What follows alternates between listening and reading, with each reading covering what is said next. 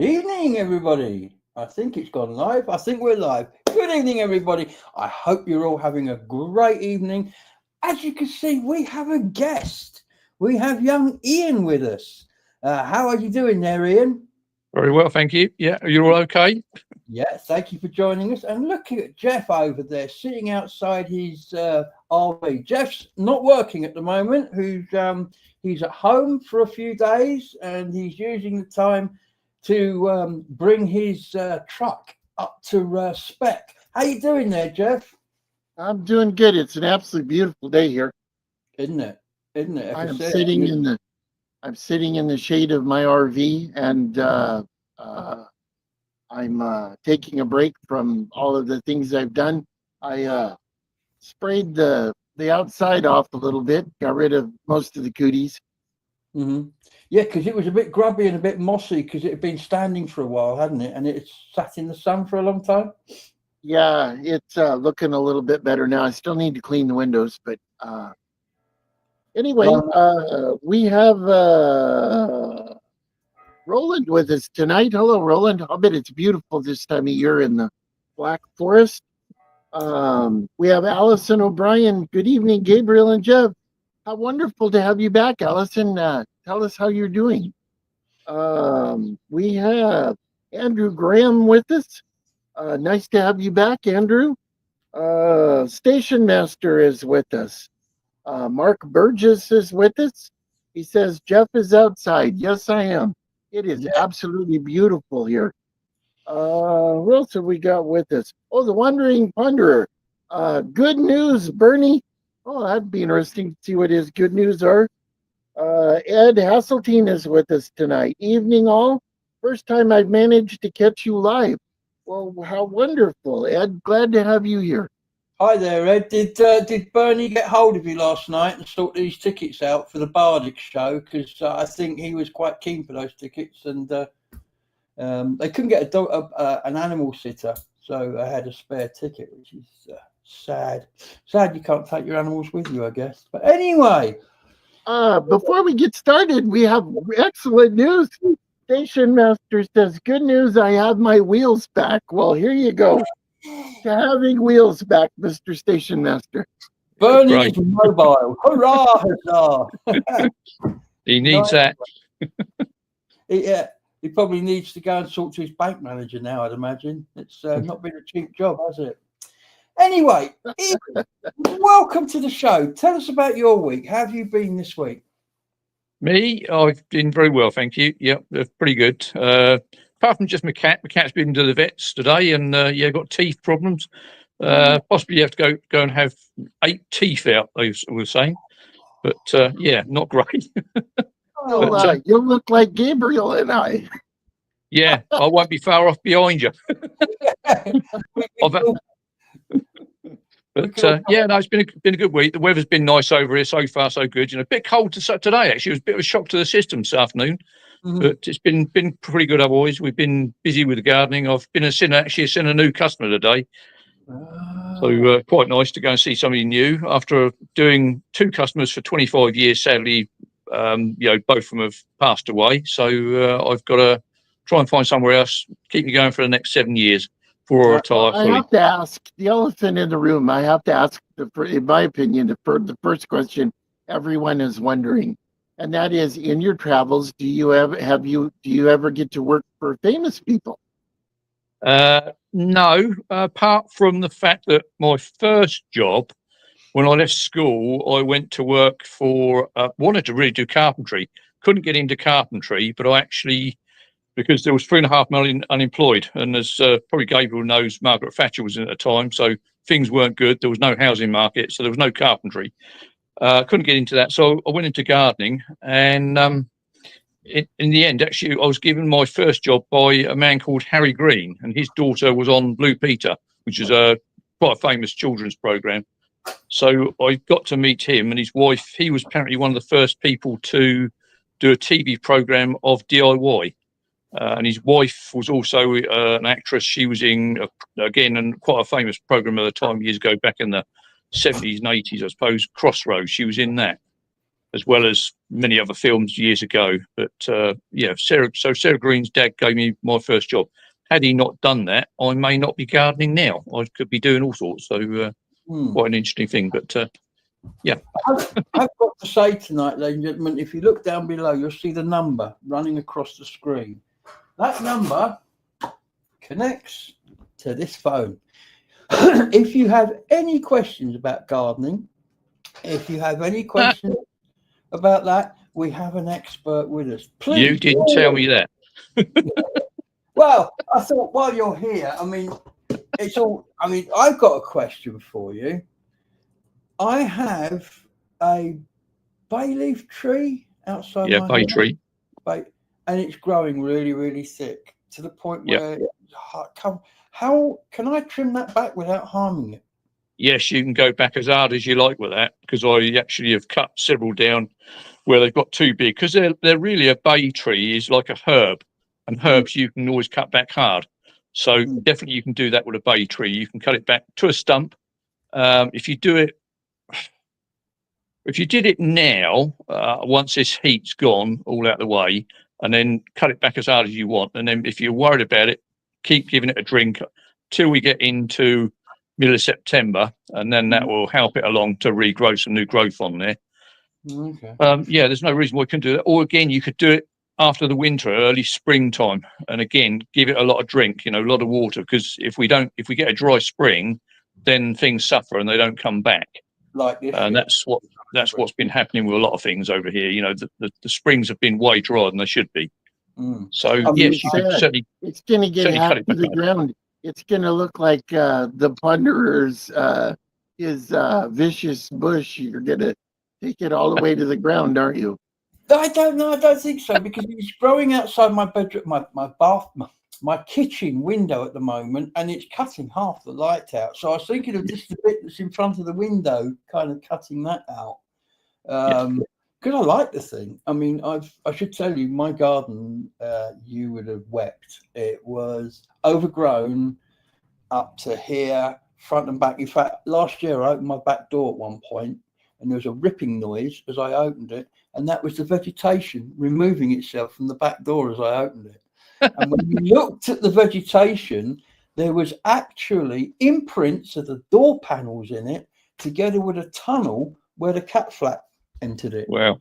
That's how bad my garden was. And courtesy of my next door neighbour now, I'm now low maintenance. I've got gravel down. I've got things down. We've got a grill, because this man over here kept bullying me to buy one. And how can you, Britain, survive without a grill? So I've been out and got a grill, and I've got a pizza oven. So I'm going to start entertaining out there now. But it's been a major transformation. But I know enough of what I know about plants. You could write on a postage stamp and still have room to lick it. I have one plant, a mother of thousands, that I've managed not to kill. Everything else I look at just go. So I have nothing but respect for people who know about this stuff, because I know nothing. What's in the comments there, Jeff? Let's see. Jackie, I saw one from Jackie a minute ago, but I think I lost it. She was having a barbecue with family and friends, and they were going to make s'mores. Okay. Let's see. Station Master says, Jeff looks relaxed and comfy. This is a very expensive chair. This is for big people, and it is very comfy.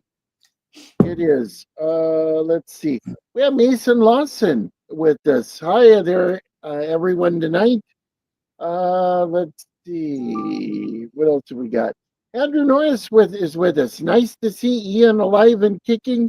I had to take down my gazebo when the wind became a bit strong. That's when Andrew gave me a hand to take the gazebo down when we did a garden party. He also had to hang on to it before it came down. I did warn him it might go flying.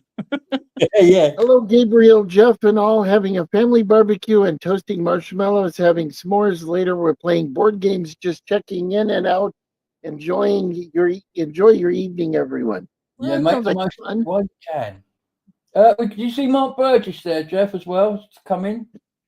Yeah, I saw Mark Burgess. It's wonderful that he managed to catch us live. I'm very thankful that he's here. Yeah. Let's see. Andrew Norris says, I remember Crossroads. Bom, bom, bom, bom, bom, bom, Right. bom, bom, bom. We have Kathy with us. Sorry I'm a little late chatting with my grandson. Glad to have you with us, Kathy. Good, good, good, good. I think we're all caught up.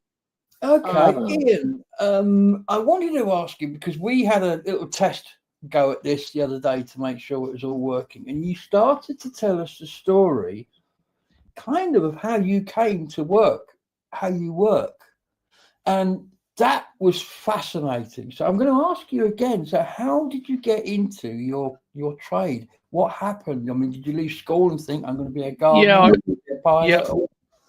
Well, I left school at 16, and I didn't really want to go to college. I want to go straight into work. So I thought, well, I'll try and go into the carpentry trade. My father was an electrician, and he worked for a big building company. They did buildings, electric, plumbing, carpentry, all sorts of stuff in there. And I'd like to have gone to work for them, but as it was, there wasn't any work there because, as I said, there was 3.5 million unemployed at the time, 1981, 82. So there was no carpentry work really around. I could see the writing was on the wall. I went and did one test one day in Guildford College. There was 3 jobs. There was about 25 people there. Some of them had done half an apprenticeship as it was. Some were 18. I thought, well, I'm not going to get in here. There's just no hope. So I looked around elsewhere, and eventually they did youth opportunity schemes for 16-year-olds. Yeah. So I left school and went straight into this youth opportunity scheme up at Rake, which is a tiny village up from me, about a mile and a half away. I used to cycle up there. And I worked for a gentleman in there. Harry Green was the guy that gave me my job. And as I say, I went into work in this nursery. It's a Victorian type of nursery. The greenhouse was all dilapidated, and the reason I got the job was I wanted the greenhouse put together. But I also wanted, I've worked for a very old gentleman, Mr. Draper, and he was head gardener there of this big estate. His dad was head gardener previous to that, and his granddad was head gardener. So it was really a generation sort of thing. But that old guy knew all sorts of things. Lovely countryside gentleman. What he didn't know probably wasn't worth sort of knowing, quite frankly. He really was a brilliant guy. I sadly only had 6 months with Mr. Draper before I had to leave that. That was part of the stipulation of work being in the Youth Opportunity Scheme. You had 6 months there, and then you had to go out and get yourself a job. So, did you? Oh, well, there you go. So you obviously know all about it. Yeah. So I left there, and then went to work in the garden centre locally to me, which is a bit of a shock really, because when we had the nursery, we used to take our own soil out of the ground, put it into a big copper pot, and steam it overnight, and you made all your own compost. When you went to the garden centre, compost was in bags. It was like, whoa, this is ridiculous, So we used to do. I worked there for about year and a half, 2 years, I guess it was, and then the boss, although he'd had this garden centre for many years, ever since I was a child, decided he would sell it, and he said, "Would you like to come with me?" So I went with Clinton, and we went to start this nursery up from scratch, literally a piece of ground, cleared the ground, we put a brand new greenhouse on, big commercial greenhouse. I used to walk in these big gutters, 20 foot up, with glass either side of you, and if you fell through, well, you'd gone through the glass. Don't think they'd be allowed to do that now. No. Health and safety would have a nightmare. Well, when the boss used to go up in the gutters, I used to put a ladder up one end, and he'd go up one end of the gutters. I'd take the ladder up his top end, and I'd say to him, "Is this a good idea to ask for a wage rise?" And he used to say no. So I said, "All right, I'm taking the ladder away now then. It's going to be cold tonight." So that's how I started. And then eventually, after working for him for 16 years, sadly, his wife passed away of cancer. He went away to New Zealand because we were actually called Wongarei Nursery, previously Wongarei Garden Centre, and so he left there and went over to New Zealand for a month. Come back and said, "I'm making redundant." So straight away I said, "Okay, I'll go gardening then." So and I've been doing that now 25 years. So yeah, enjoy every day of it really. Jeff, any comments before we carry on? Roland wants to know if the grandfather clock is behind the shelf of ashes of unsubscribers. The grandfather clock is downstairs now, because I've recently done a lot of work in this house, which has resulted, it was over here to my left. I've actually, let me just show you. I can show you some things. I had a special camera with a long lead. Okay, so what it is, there we go. What it is, I had a really untidy studio. It was a mess. It was horrible. And I got to the point where I just couldn't carry on for another day. So I decided to completely gut it, which I did, and start again. So now, instead of a scruffy area over there, we have over there is where I do my editing. So this is my main editing screen here, and a couple of other monitors that I use, and I've got this is built into the desk, and it's a special editing keyboard with a special wheelie bit on the end. That allows me to do my editing. And now when we do the live show, I turn 90 degrees like this, and here's where we do the live show. Now, to answer the original question, if I turn to my left here, that is where the clock used to be. But as you can see, in order to get this room sorted out, we have boxed everything and labeled everything, even in that cupboard over there. So it's been quite cathartic. I've thrown away, I think, 4 or 5 large trailer loads of stuff so far. So yes, that's the studio up here and how it's changed. Gabriel, can you come and sort mine out now you've done yours? Yeah, yeah. It's his neighbor that's whipping him into shape. The lady, man, I'll tell you, There's a woman involved. Yes, she's whipped him, but she don't put up with no garbage. She makes him mop his floor and clean his kitchen. But do you know what? I've actually, in the morning now, I find myself, I make the bed. Yeah, good for you. I clean, I take plates down. There used to be a pile of plates because I eat up here, and every time there's a pile of them, I take them down and wash them up. Now, before I go to bed each night, I grab that plate and I take it downstairs. But anything for a quiet life. Well, you know, it's not just that. I'm enjoying it. I'm actually enjoying the tidiness of this house. I mean, if you just look over there, the hallway is tidy, and beyond that, there's a completely tidy bedroom. The amount of stuff that came out of there is whoa, humongous amount of stuff. But it's like, you know, in 2000, up until the year 2000, I was a smoker. And people said, oh, you should stop it. And I thought, yeah, I should stop, blah, blah, blah. But you never do. One morning, I walked down those stairs, and halfway down the stairs, I had my tobacco in one hand and an empty coffee cup. I was going down to make coffee. And I remember it like it was yesterday. And I thought, I don't want to smoke. And to that day to this, I've not smoked. Wow. I had no cold turkey, no withdrawals.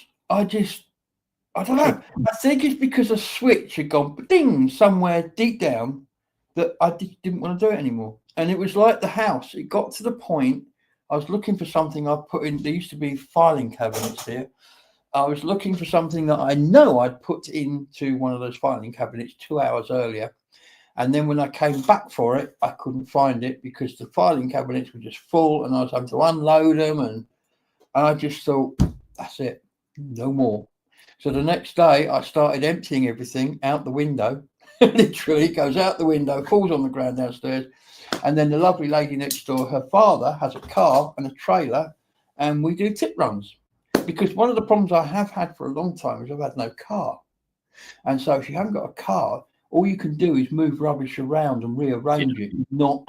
You've actually got to decide that's got to go. Boom, 5 trailer loads gone. And we're done upstairs now. Upstairs is finished. Downstairs is next. But we will be inviting people round for barbecues and visits, and You know, the house is good, people can stay. So we'll be inviting people in the near future. Bring, Jeff, bring kids, bring the dog, bring the RV. yeah, bring the dog, bring the RV, bring everything. Anyone in the comments there, Jeff? Any more questions for young Ian? Let's see. Experts in the We have Sweep the Cat with us tonight. Hi, everyone. Jeff, loving your van. Thank you very much. Can't see much of it now since we went vertical. I don't know what happened, but hang on, I'll just undo that. I did it to make it look a bit more tidy. There you go.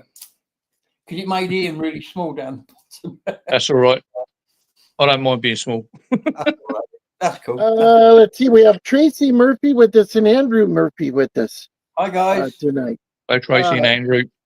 For those Hello, of you Andrew who Norris. haven't seen Andrew's videos, he puts out videos, Moment of Murphy, and they're actually quite wonderful. And some of them we're blessed we get to see his mom Tracy in them. I enjoy them very much. Let's see. Andrew Norris is with us. I've said that already. Sweep the Cat wants to know, hey, Gabriel, did you ever find your lost parcel? No, it never turned up. It just never turned up. Ernie is here. Hello, Gabriel. Evening, Gabriel, Jeff, and Ian. Lovely to see all three of you this evening. Hi, Ernie. Allison. Hi, Kathy and Andrew Norris. I'm okay, but I'm waiting to see the results of what my sister died of. It's very strange it's taking so long. Well, that must be a very stressful time. Must be horrible. Andrew Murphy says, I can lend you a hand, Ian. There you go. Yeah. Okay, then, gentlemen, we're going to have a work party to go down to Ian's to sort him out. There you go. I've got 55 years of mum's stuff here, and she passed away about 4.5 years ago. I've still got some stuff to sort out. I said to one of my customers the other day, that was a lady. I said, 4.5 years, I'm still doing it. She said, if I'd have been there, that would have been done within about 6 months. They say that's one of the hardest things that you have to go through is when you lose a loved one, you have to go through their stuff. Yeah. I think it's a personal bit, that's the hard stuff, innit, But, we're getting there. It's the worst of it's done now. Yeah, I don't want to put a downer on it, but when my parents died, the executors were horrible. They locked me out of the house, and they decided what was going to get thrown away. Oh my God! We won't go into that. But the little bit I had left, I went up and collected, and that's all in the lounge now. So again, it's how do you start even going through it? Yeah, not easy. I'm home right now, and I've been working on the RV. I sprayed some stuff on the outside to brighten it up and kill all the moths and all that. And I've been working on the squirters for the windshield. I replaced the pump in the tank, and I finally have all of the solar stuff all done. I've just been working constantly. But having said that, though, I am thankful that I do not have to keep up with Claire Leach. Do you guys see her posts on Facebook? She goes somewhere all the time, and it's not like going down to the corner drugstore or anything. She goes in towards these castles and these places. I think she goes with her parents. I think sometimes you can almost be a world traveler vicariously just on her Facebook page. Anyway, she broke her foot. She's in a cast, and every day she goes to these really amazing places. For those of you who haven't had a chance to see it, Claire Leach, her Facebook page is always very interesting. Wow. Yeah, she's a nice person, Claire. Yeah. She works hard. She works in the caring industry. You've met her? Yes, I've met Claire. Yes. Yeah. Oh, I'm so jealous. Yeah. Yeah. She lives a long way away from me. She's down in Saltdean. East Sussex. I'm in Hampshire. Yeah. Saltdean area. I wonder if Saltdean. I wonder if that was that place that Vobes went to that day. That was the top of the hill, and they had an amusement park up there in the Victorian times, and it had a little brook. That was up on the Downs. That was. She did. Claire did one where they went to a dew pond up near Saltdean somewhere. I think, if I remember rightly, there was a dew pond up there. So it was a hole in the ground where the water gets in, and then the cattle go and drink from it. which Andrew Norris knows all about dew ponds, doesn't he? Yeah, and they're up for next year. That little brook where Vobes went that time, that had the amusement park on top of the hill, the little brook that flowed through there, tiny little brook in that video. I am a gold panner. I know gold panning. And I can tell you, if I was there, I would bring a pan. Yeah, I'd bring a pan with me if I went to that creek. Have you been lucky to get any gold then, Jeff? Oh yeah. Oh yeah. Gabriel can show you. Wow. I don't know where it is. It hasn't shown up yet. Well, we'll have to see that another time then. Yeah, I will. I'll bring it with me next week. I can't put my hands on it right now. Brilliant. But I will find it. Yeah. A little vial. Yeah, I can gold pan. I'm fairly good at it.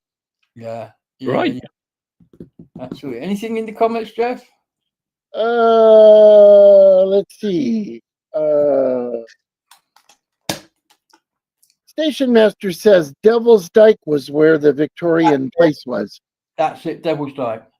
I can tell you, I'm telling you, if there's any one of you that has access to a $10 gold pan off Amazon, anybody that can go to that place, I'm telling you, there's gold in that creek. You ain't going to get rich, but if you want to find a fleck and say, I found this, that's where I would head. I'll be down there tomorrow. The number scrolling across the bottom of the screen, if anybody wants to call in and ask questions for Ian, now's your chance.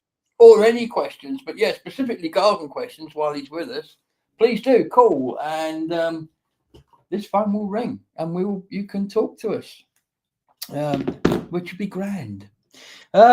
Yes, so it's really interesting because I know absolutely nothing about gardening, horticulture, anything like that. So I'm always fascinated when I bump into people like you who know the ins and outs of pretty much everything. And how easy is it now if somebody wanted to get into horticulture as a business or as a job? Would you say to them, you know what, it's not a good time to get into that? Or would you say, hey, now's a really good time to come into it?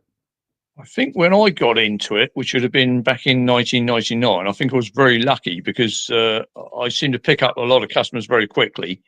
I also, because my nursery decided to pack up where I actually worked, I actually was the plant salesperson there. So I actually grew some plants and also went buying some and went around the forest shops and garden centres selling them. So I had a little bit of an income coming in straight away.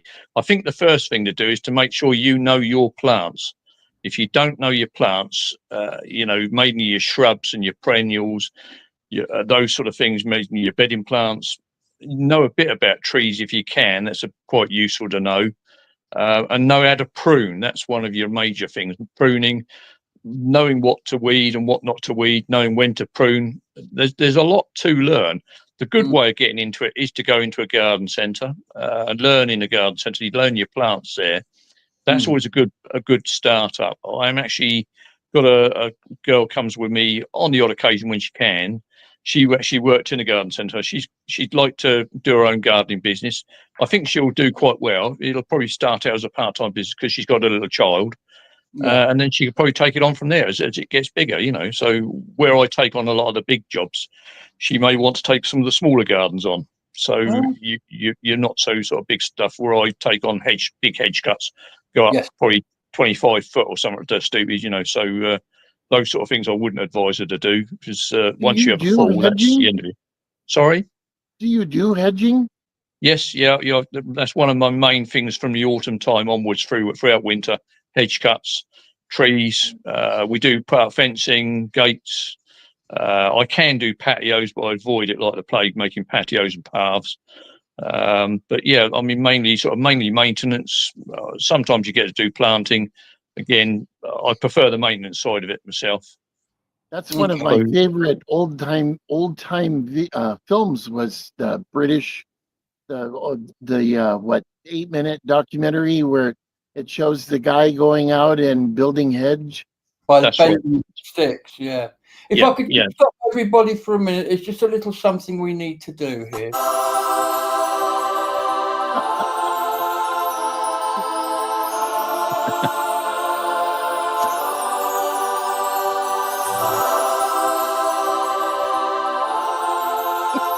If you know him, you love him. We got to keep him around. I'll keep him around.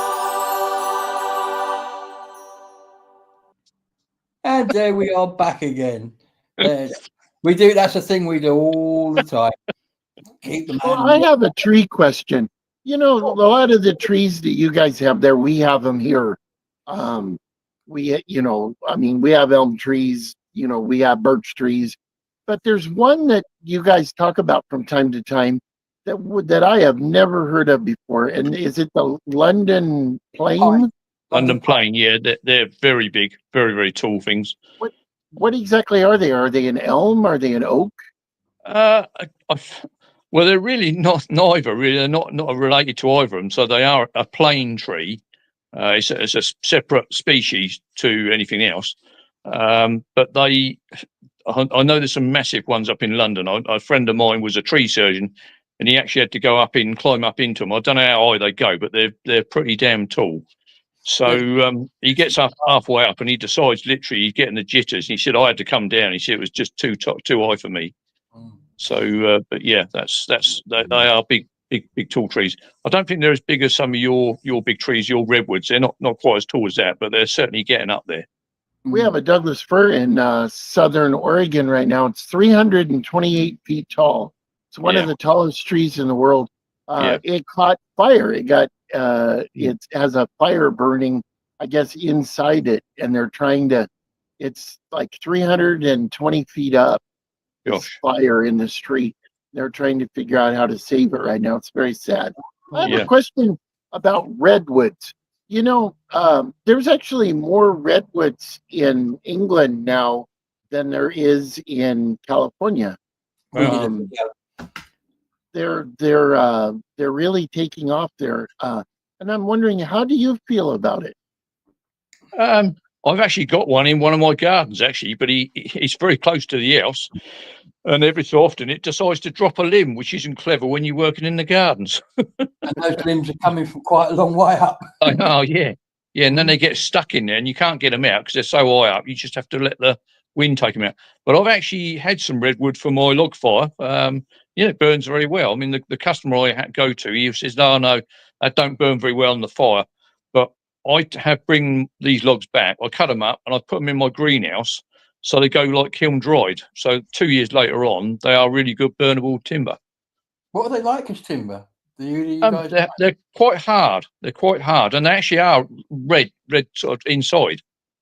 They last forever. They're almost impervious to rot, and they have a lot of elasticity to them, which is why out of all the houses in the 1903 earthquake in San Francisco, the ones that were framed in redwood, the majority of them survived. A bit like aircraft wings in turbulence. If they were solid, they'd fall off.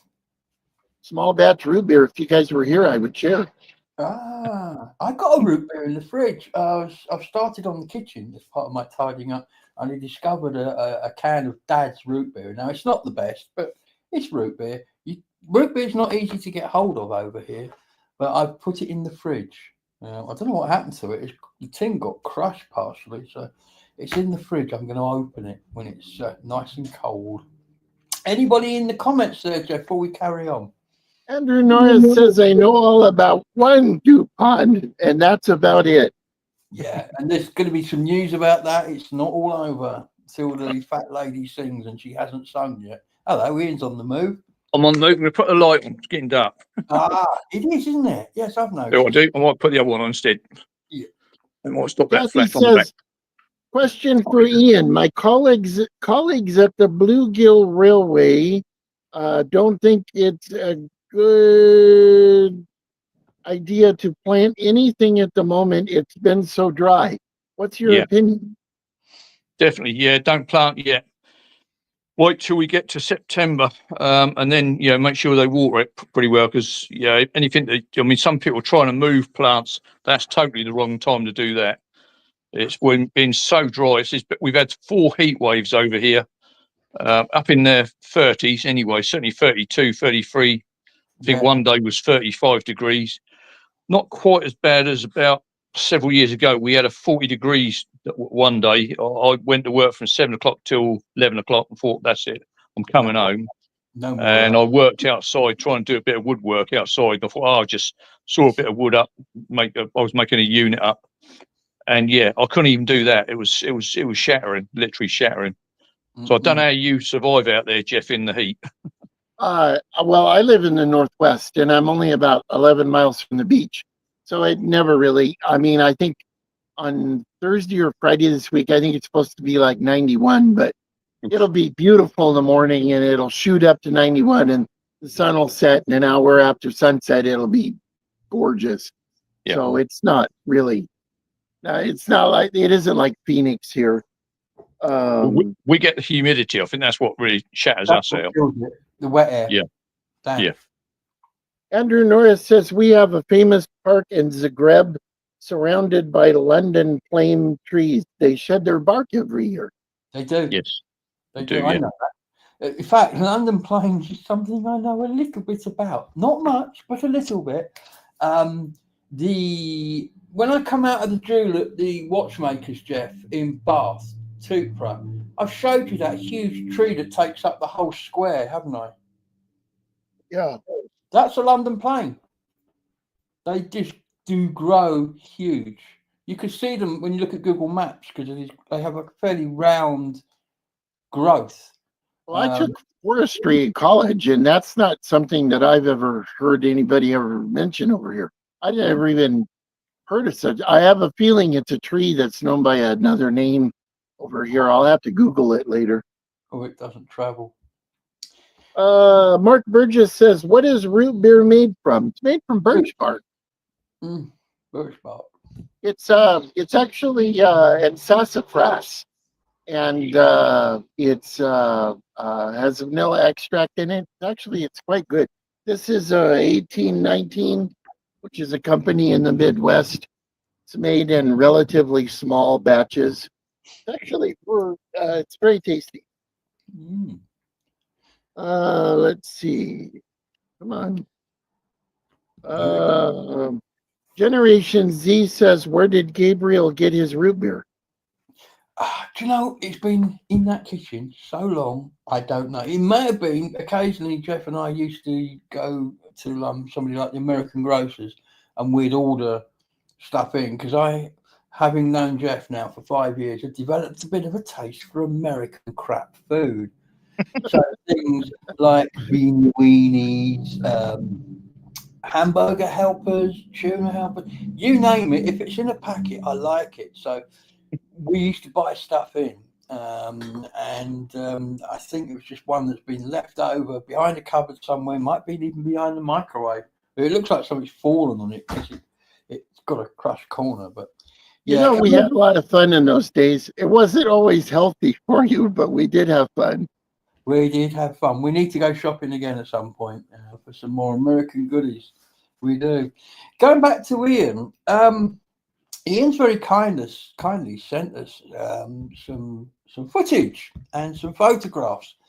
So I'm going to show the photographs first because Ian can talk over them. I know there's footage of his tractor. Ian is a tractor owner. I love tractors.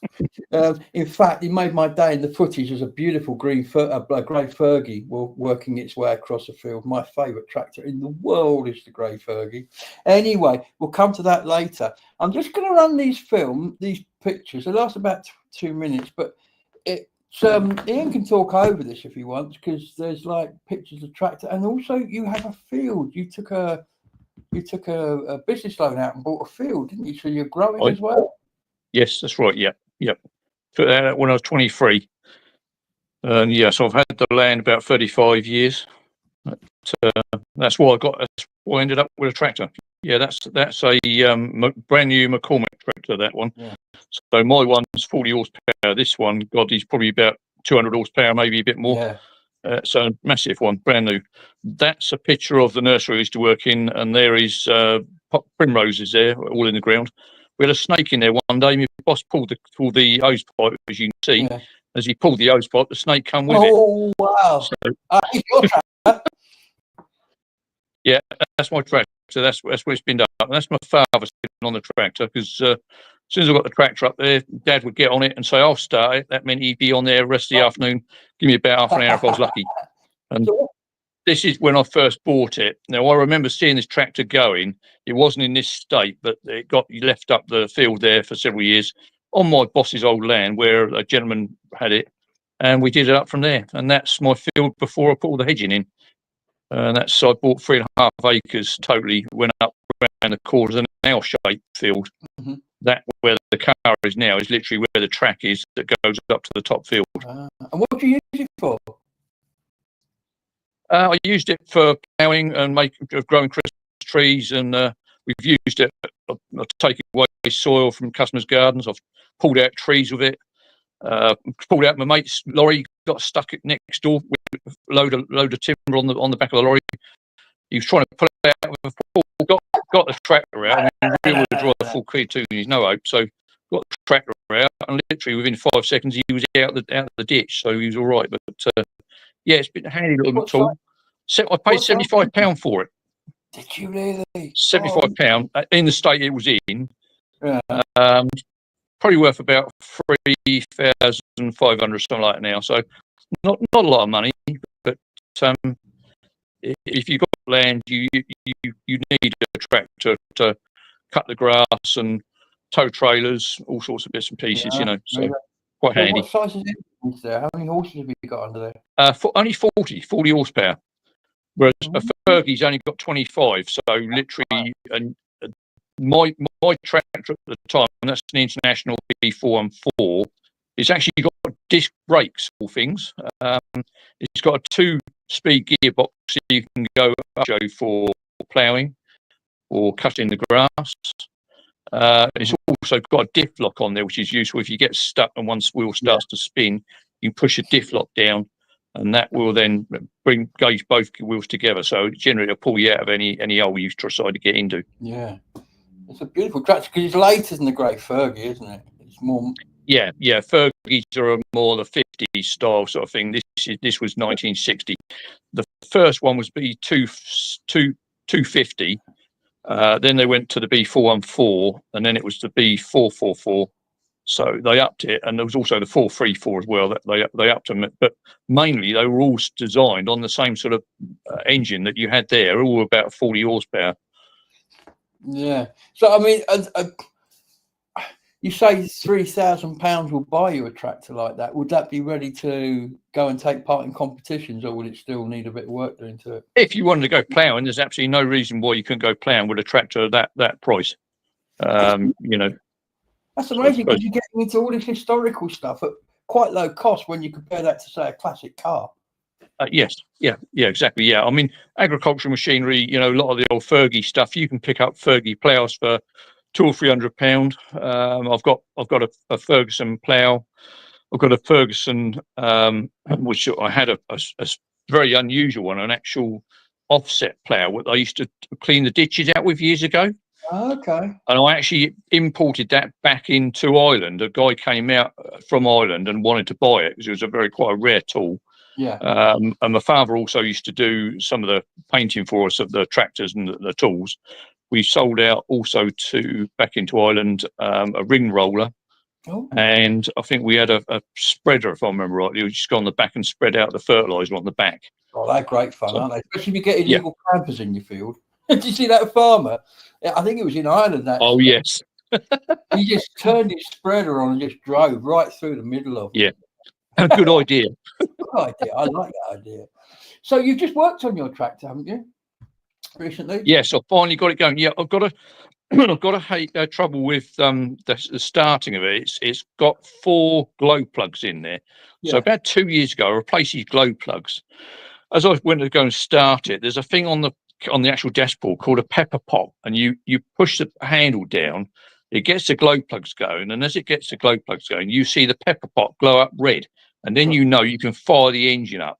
Yeah. So I've got the glow plugs all replaced, went to fire up the glow plug, and it went pop, So that's about the fifth one of those have disappeared from me. So I've never had a chance to get up there. So I've replaced it now, but I've now found that there's a cable which is very tight to the glow plug, and there's not a lot of room to maneuver in there. So I've tried to repair it, can't repair it, but lucky enough, a mate of mine down the road is a mechanic. So at some stage within the next 2 weeks, he said if I can get it started, get it down to him and repair it for us. But it does start in Are you going to without have the to glow take plug. out a fourth mortgage on your house to pay for it, like the fourth station master? No, it's not that bad. It's not that bad to get it repaired. So it should be fine. But maybe about a couple £100, something like that. I feel sorry for the station master. I'll tell you, he didn't deserve that. No, that's a pretty bad one, and it's been a Ernie long time says, as well.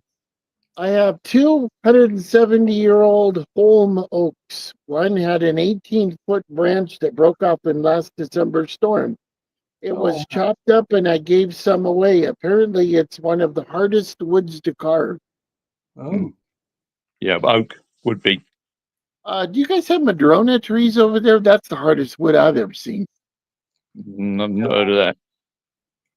Again, a lot of these names don't translate across the Atlantic very well, do Yeah, they? you might have a different name to the tree. Oh, those madrona trees. We have here in Seattle area. We have madrona, and the wood is so hard. You go to cut them with a chainsaw, and it just burns the chain up. Ooh, I mean, it's literally it's the hardest wood you've ever seen. Wow. Let's see. Wandering Punter says the London plane was the only tree that survived the London smogs when the others died because it could shed its bark. Yes, because the bark soaks up all that contamination, doesn't it? And by shedding the bark, it's getting rid of it. Station Master says some supermarkets with American food sections sell root beer. Yes, they do. Although I'm unfortunate, I've got a Morrison's here, and I don't know if anybody else shops in Morrison's. This is a particularly grubby, horrible Morrison's. I showed Jeff the other day. I was in there, and they had a row of 10 chill cabinets. You know, where the meat's kept. 6 of them were down. Well. Anyway. Allison wants to know when is the best time to cut back apple trees, and where do you cut back from? That'd be the winter time. Most of them are either you can prune back to what you want to try and get some spurs, fruiting spurs. So like my little hand there, you're looking for what I call the main branch, and you'll see little fruiting spurs. So if you can prune back to the fruiting spurs, some apples actually fruit on the actual point of the main leader, but not many of them. So mostly prune it to shape. The best thing to do is always take out the dead, dying and disease first. So anything that's dead, dying or diseased, cut that out first. They used to say put pruning agent on it. Don't put that on there. Nobody tends to use it anymore, so no worry about it. Try and make sure you always cut to a slope so that the water runs off of where you're cutting it to. But mainly, cut it to a bud. So if you've got, say, my finger joint, where the actual joint would, you want to just cut it above the joint, so above the bud, but cut it at a slight angle. But yeah, try and keep it thin. And most apples, they like to be as a goblet, they call it. So the center of the apple wants to be open so that you don't have too much material of branches in the middle of the tree. And that then stops a lot of the mold and mildews and stuff like that in there. Wow. Just so much to learn. But winter time's the time to do it. If you do it in the winter time, that's the time. Don't prune stone fruit in the winter. Stone fruit you prune now. So something with like a plum in that sort of line, or a nut, those sort of things you prune now. But apples is in the winter time when all the leaves have gone down. Anything in the comments? Andrew Norris says, Allison, I saw in Gardener's World recently, if you prune apples now, it discourages withers. I've always done it in winter, but I'm experimenting this year. Yeah, there was a thing where you can do what I call a summer pruning. Mostly they're done on like an espalier type sort of thing where they're pruned against a wall. But the only trouble, if you prune them now, you sometimes again have to prune them again in the winter time because they've already grown back again. But you're really pruning to grow to make fruiting spurs for the fruit to go on. Wow, there's words there I don't even know, I've never heard of before. Claire Leach says, my mom and one of her brothers has tons of apples this year very early and lots of blackberries from bramble bush ripening early. So dry the autumn leaves are falling. Yep. A lot of leaves fall early on. Mainly they're the first leaves that grow on the tree. So it'll be the ones that are what I call the nearest to the trunk. They'll be the ones that fall off first. We didn't really get a June drop on the apples this year. Normally you get a June drop where the apple can't have too many apples, and they decide to drop a lot. We didn't get that this year, and I've got tons of apples on my little trees up the road. I should have thinned them out actually. If I had thinned them out, I'd have had bigger apples. But yeah, it's been so dry. I'm amazed we've got anything at all on there really. So what Gabriel needs a thornless blackberry for his backyard. Yeah, be nice. Have you got a thornless blackberry bush in your cutting in your nursery? No, in my field they're all got thorns on. They're just common blackberries. Man, oh, they have thornless ones. I have one in the backyard up at my sister's house, and it big berries. They're a special. They're more of a specialist variety sort of thing over here. You'd have to go in the garden centre to buy them. Mine are just wild blackberries. Just plain wild blackberries, but yeah, tastes good. Another question for you. I know when I go into Morrison's, there's a lovely lady in there, and she's an older lady, and her husband have got a small holding. And every time I go in, I say, how's the farm? And every time she says, we need rain, they're struggling really badly. Can you, as a horticulturalist, tell us what is the likely fallout of this weather we've had this year? Because I know back in '76 when we had a hot one, there was all sorts of things going on. So is there going to be a shortage of anything? Is there going to be definitely. anything? What can we expect as a result? I mean, already the farmers are already saying that there's less crops in the ground coming out. I mean, certainly the wheat crops. The harvest is all finished now, generally over here. I don't think there'd be much harvest left to be done now. They've got on really quickly and early with the harvest. But looking at how dry it was in the early part of the year, when I work up at Foxfield, I often go across to look at the wheat harvest, and the actual wheat was really struggling early on. I'm amazed they got the crop off that they did. So because a lot of the farmers now for cabbages and other things, they are actually literally taking water out of the rivers and they're watering with the irrigation systems. You can see the spreaders are ticking across the field. But they've already stated on the news that food will go up, vegetables definitely will go up because they haven't got the harvest there. So they won't go down next year if we have a normal year. It's back to normal, will they? No, once they go up, that's it. They don't come back down again, do they? And that's the supermarkets quite often. Not always to the farmers. You know, the farmers don't always get the money. No. Because the supermarkets go in and they cripple the farmers with these buyers. They do. It's horrible. I've seen a film on telly about it. It's horrible the way they treat them. But now Ian sent us in another bit of video. He went somewhere at the weekend. Jeff, before we just go to this video, is there anything in the comments? Station Master says, I'm wondering if the tree Jeff was talking about is hornbeam or a relative thereof. Don't know. Tracy Murphy says, conkers are in abundance in Hampshire. What's a conker? Horse chestnut. Yeah, that's right. Oh. Ernie says, years ago. Gabriel, today I handed in 4 kilos of plums from our plum tree to the local pub, the Trooper Inn. They'll use them for plum pudding dishes. Looking forward to tasting it on Friday. Is that Trooper Inn? Is that in Glastonbury? No, not I know of. Trooper Inn? No. Wait, I would, if I was over there, I'd want to go to that. Yeah. Especially with some crumble on top, some custard, a bit of ice cream.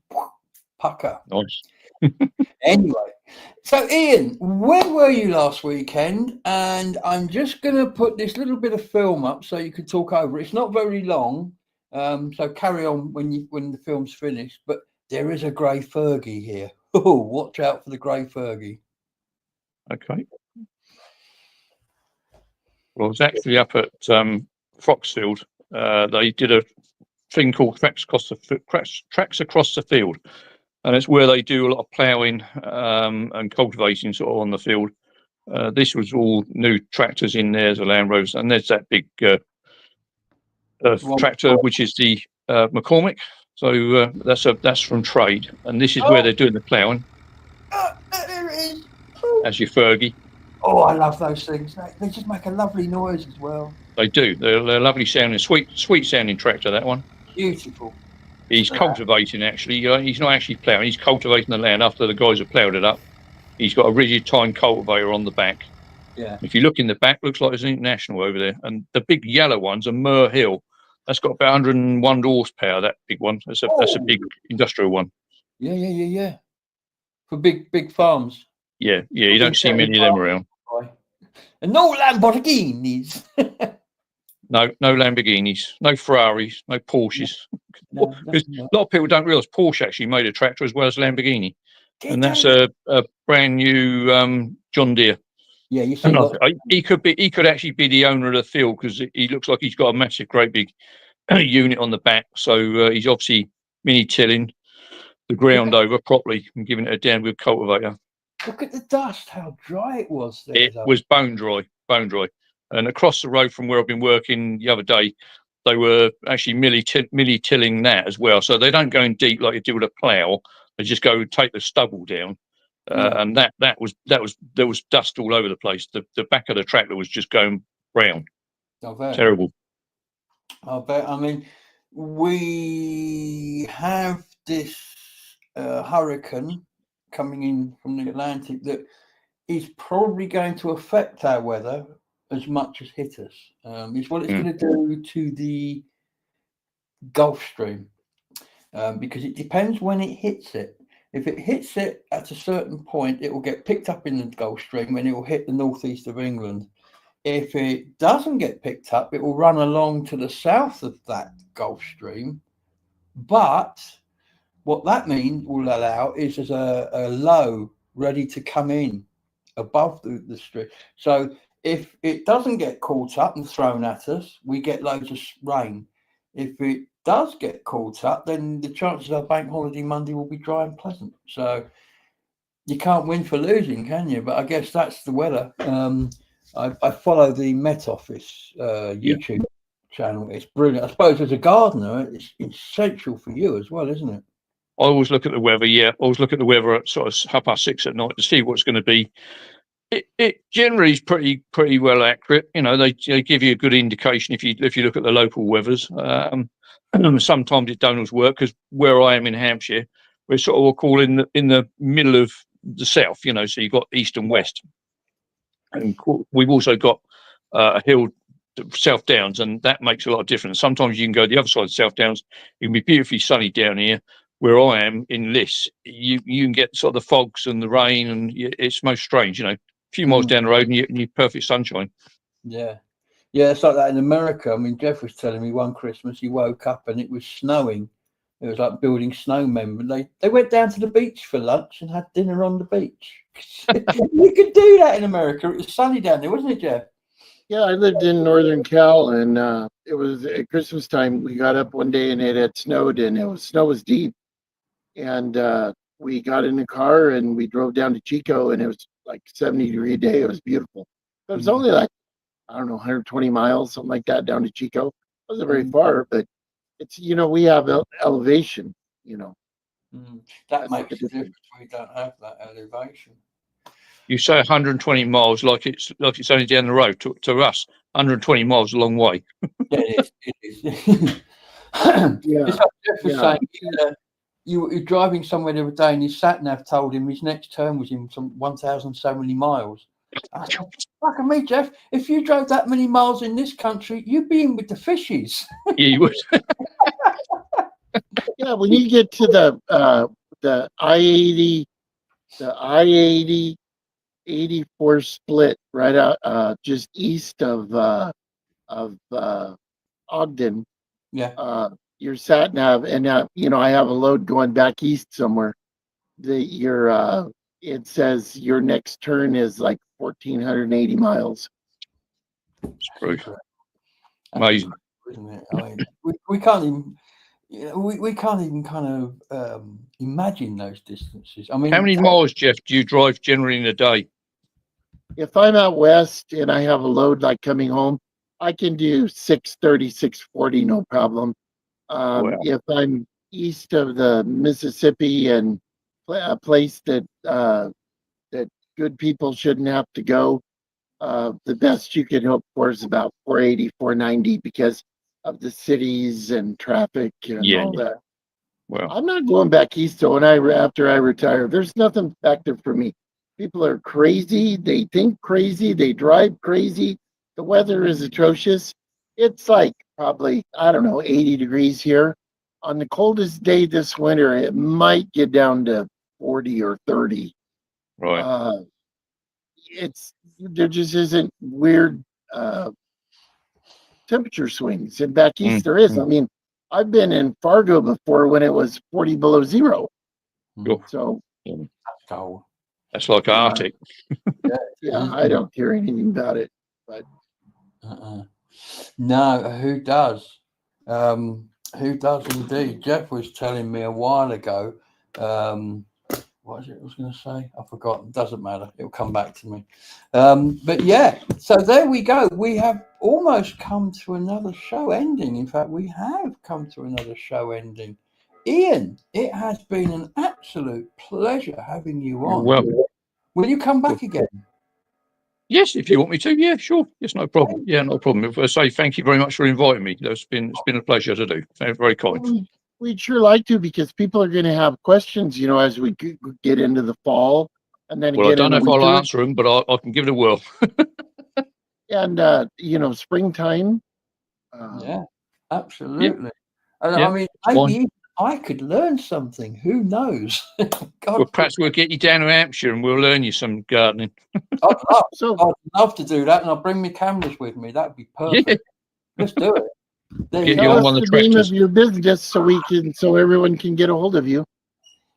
Secondly, tell us the name of your business, Ian, so everybody can get a hold of you. It's Mr. Max Garden Services.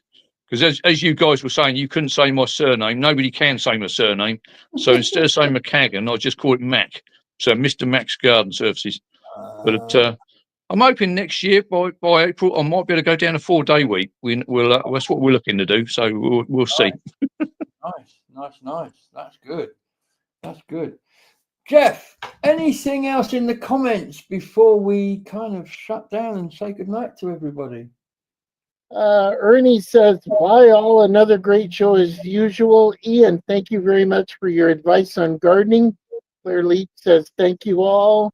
Allison says, great show tonight. Andrew Norris says, night everyone. Thanks, Gabe and Jeff. It was an hour well spent. Tracy Murphy, I love Tracy. She's such a wonderful person. She's one of these people that if you went somewhere and she was there, that you would just have fun. She's just truly an amazing person. Tracy's a lovely person. Along with Andrew. I'm so jealous. They're fighting over you here, Trace. Yeah, we know Tracy. She's been lovely to one of her friends as well. She's been helping them out. A couple that we know have been not very well. Both have been in hospital. Lady's broke her wrist. Husband's been inside because he's been in hospital recently. He's had gallbladder problems, and she's been a brick to both of them. So thank you, Tracy, for what you've done. There's a special place in heaven for people like that, isn't there? Yeah, there is. Absolutely, there is. Tracy says, "What a lovely broadcast, Jeff, Gabe, and Ian. Thank you so much. That would be good. Good night, everyone." Station Master says, "Very enjoyable show. Glad you agreed to do it, Ian. You've enjoyed it, haven't you?" Yes, I've been forced. My arm was put behind my back by Bernie and Gabriel. Yeah. No options to get out of it. Station Master says, "Love to Ron and Elaine. They're watching." Yes, they've had some medical maladies this week. Our thoughts and prayers go out to them. Who's that? Ron and Elaine. Yeah, that's who Tracy's been helping out. Yes. If we do this again, I have an awning. I'm gonna put the awning out. I've lost my shade. Yeah, I can see you're in the sun. You're in the sun now. It must be getting hot. No, it's not too bad. There's a wind breeze blowing. Actually, it's nice. It's just bright. Yeah. Before we Well, do go, Ian, do what it was Bernie, wonderful. Thank you very much. You're welcome, Jeff. Thank you. Yeah, thank you for inviting me. Very kind. before we Hope go, that, we need to do the parish notices, as Bernie calls them. Don't forget, next Wednesday, this time, it will be Bernie's show. On Saturday, the Mr. Ponderer, is he bringing out videos again, Jeff? He is, isn't he? 'Cause He is. He's done a video. I'm not at liberty to tell you too much about it. He kind of did the history of coffee before, and I think this one is going to be about English tea. Excellent. It'll be Saturday morning when it comes out. Both the station master and I, we always look forward to Saturday morning. Yeah, and Station Master himself had a video out last week where he went to visit some rather nice trains, which is good. I think that's everything. Have we forgotten anybody, Jeff? If we have, please forgive me. I'm old and I forget stuff. But I don't think we have. Have we? No, I think we're all caught up with everybody. Well, cool. Hope everybody is doing good. Glad the station master has wheels again. Excellent. And Ian, if you want to say goodbye to everybody. All right. Yeah. Goodbye, everyone. Take care. Look after yourselves. And thanks, guys, for inviting me on tonight. That's very kind of you. But yeah, look after yourselves. Safe travels to everyone. And we'll see you soon. Fantastic. And everybody, thank you again for coming from me. It's always a joy. And Friday's video, look out for it. You saw Brad, our town crier last week. Well, he said to me after we finished all the broadcasting and videoing that we hadn't covered the history of town criers. So I said to him, well, let's make a film. So we're meeting up tomorrow at midday. And after some fish and chips, we're going to go out and we're going to make a film, which I'm going to have ready for Friday night to release. And believe you me, these town criers have got an interesting history. They really have. I've learned so much that I didn't know about them. And Brad has a theory as well. But we'll talk about that more in the film. So that's coming out, hopefully, all things being well, Friday. So from me, from Ian, and from Jeff, I want to say a huge good night and a massive thank you for dropping by. Bye-bye, everybody. Bye-bye. Bye, everybody.